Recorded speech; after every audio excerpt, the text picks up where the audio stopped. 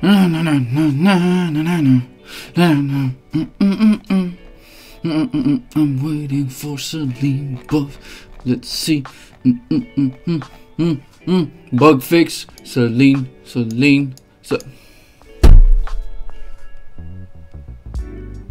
Now I'm gonna start up this stuff by saying I don't see any Celine fixes on Eclipse. None.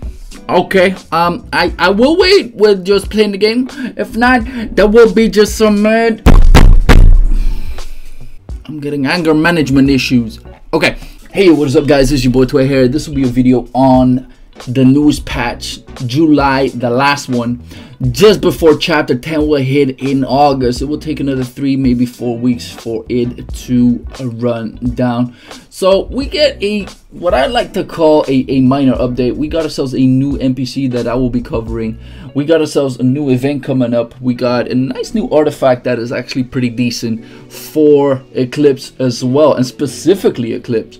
So without further ado, let's just get it pop. Now, first and foremost, we got ourselves a few new costumes. There are 8 of them in total, and fun part is you can get yourself a 3% more gold. Now, for the people who are stacking up their gold percentage, these are the ones that you should be looking for. We got some birthday events, we got some new content. So with the arrival of Talisha, you can now get yourself more gold for rubies. Whether this is the best thing that you can possibly get, I don't think so, because the rubies in itself is very nasty, and even if you do get Talisha, it's a 30% reduction of the actual cost, making it 140 rubies per 3 hours. Now, in all honesty, it sounds trash, because at my point I can just grind myself for gold 9-23, I can grind myself hard dragons, and rubies can be spent elsewhere. So I personally, even as a newer player, would not recommend you guys going for something like this. And one thing that I don't know about is whether we will get events to get these dungeons for free once again, because Talisha is out right now. Chances are we might never see them anymore in an event. If that is the case, that could be painful for a lot of players, but we will have to see about that in the future. There's an improvement change that I was waiting for a long time, and that is being able to use multiple unique weapon, unique treasure tickets at once, so you don't have to click them, go through the menu, click all of them at once again to get yourself the unique weapons that you want to stack up to make yourself a 5-star or whatever you want to make at that point. So that is pretty good. Now, one of the things that I have to address, look at this. It is ridiculous. So on the next League of Honor season, we got Lumen. One's of my man's 100 grand, and he looks absolutely fire. Look, ooh. And knowing you can actually change the hair pieces, I can get the long ass hair in contrast to this one. The weapon, oh my god, I'm so curious what the skills are gonna look like, because this doesn't look earthly at all, but it looks so good, man. Oh my god. Now, Syria, there are a few people who are mad as hell because what is she doing with her pants? What? I don't get it neither. And then we have ourselves one of the other gorgeous ones. Now, most of the times within League of Honor batches, there's only one that I really want. Now there's 2, because this one is absolutely fuego. Look at that. Even the doll looks like it's absolutely epic. I'm so curious whether their visuals will be just as fire as these things are. As for the accessories, we got an eyepiece. Now, I'm not fond of all of the eyepieces that they've released so far, so I don't care about that all that much. But this head accessory looks pretty dope. I like it. As for this, the thing for the #1 headband, aka Kamfa, because he's been there for way too long, that thing looks pretty dope. Then again, I don't know what this round piece is. It's like this big ass tambourine, And finally, something they said would be removed is whenever Lorraine dies, the poison stacks will then disappear. They said they would fix that on the latest patch. They haven't, and hopefully they addressed it right now, because at some point I don't want to badmouth anybody, but I'm not trusting these things anymore. Now going over the special event, it's just one of those dungeons, but right now we got a massive amount of items that you can get, which are very, very useful. First of all, protection of the God King, you can never have enough of these, and unique treasures, some legendary gear pieces, which is obviously really good. Actually, a soulstone fragment, that is nice. But let's just take a look at this new artifact. So the new artifact says, at the beginning of each battle, immediately reduces cooldown of all skills by 1 second. Now that doesn't seem like a lot, but hear me out on this. Damage to non-hero enemies by 1%. Damage boost against non-hero enemies can stack up to 10 times and is irremovable. Right. Upon reaching 10 stacks, cooldown reduction is doubled. Okay, so mind you, we're not sure about the scaling yet. I'm hoping that these seconds will actually go up, but I'm highly doubting it. But what will be going up for sure is the non-hero damage, which will amplify up to 2.5 at a max, if I guess that one correctly. So that makes it so that on a 5-star it is equal to a Lulu's necklace. However, this cooldown reduction might actually be really insane. Let's just say that you put this one on Celine for Eclipse, because this whole artifact is Eclipse, right? It's screaming Eclipse. So if you would put this one on a Celine, now 6-second cooldown on our S2 will be reduced to 4. That is a 50% reduction of all of her cooldowns. That on itself is really broken. Now Lorraine gets her cooldowns reduced, and I'm not quite sure how much of a help it would be in contrast, since she is also very mana reliant. So I see Lulu's necklace being more useful on her.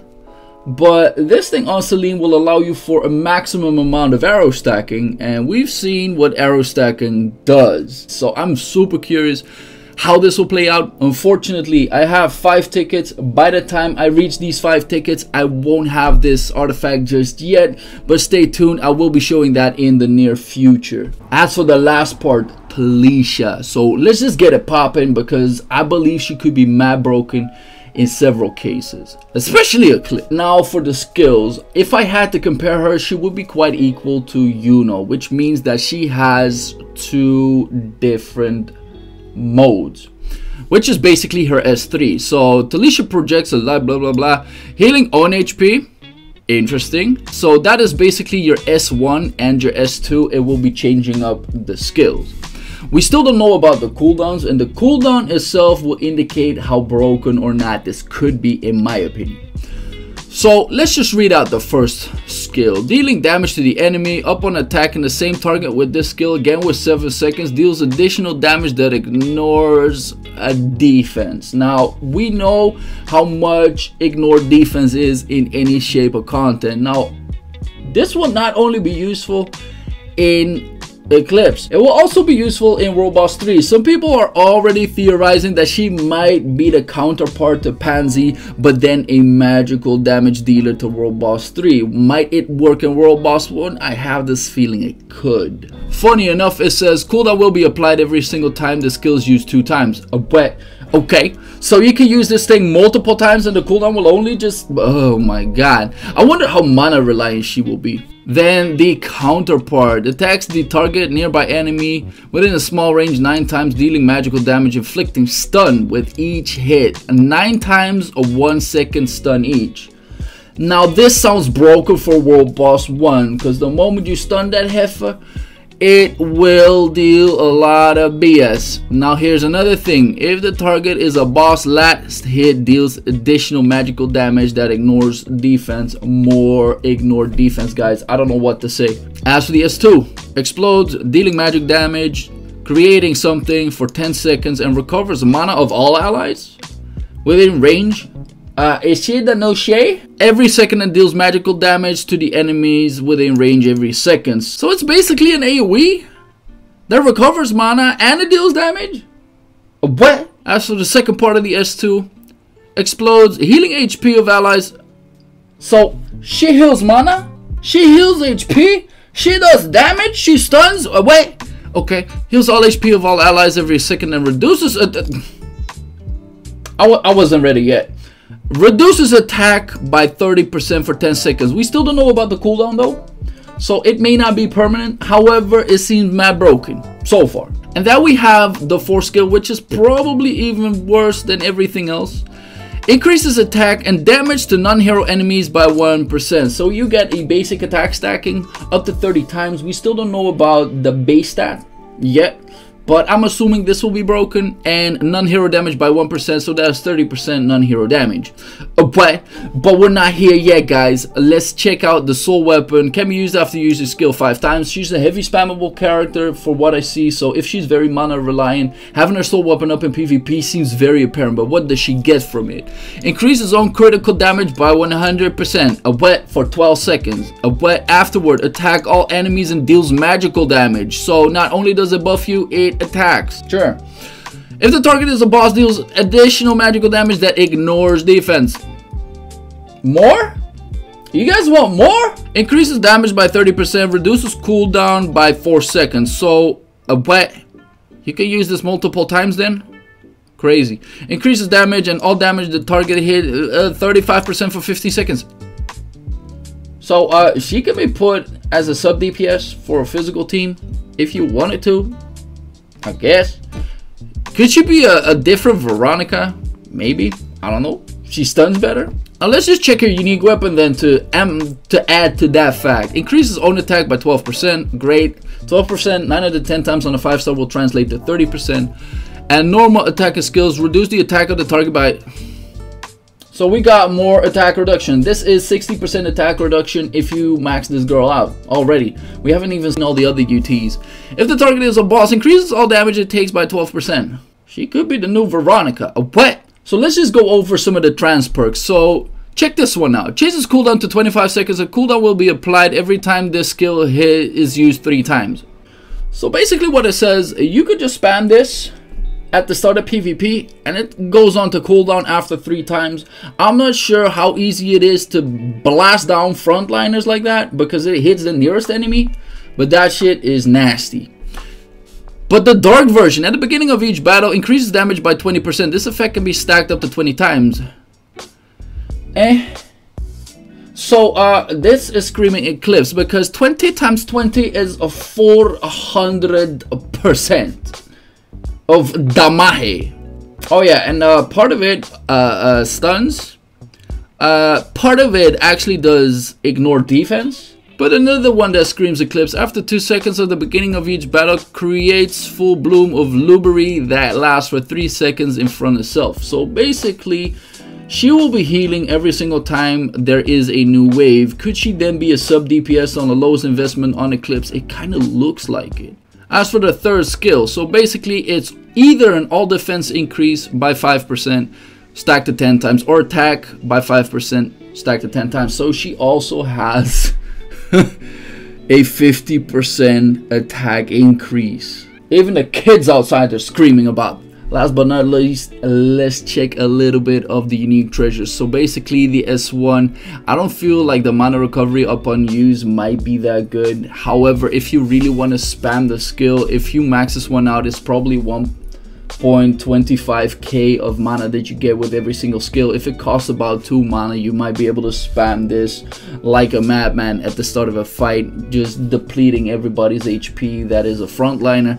That might be pretty insane, and reduces the cooldown by 1 second on the second part of the S2. Sounds pretty good. Could be amped up to maybe 2.5 seconds. I'm not quite sure how well this is gonna be, but it might be broken because that skill seems, if highly spammable, guys, and if you put this up with the newest artifact, you might actually be able to just ding ding ding ding ding and kill everybody in one go.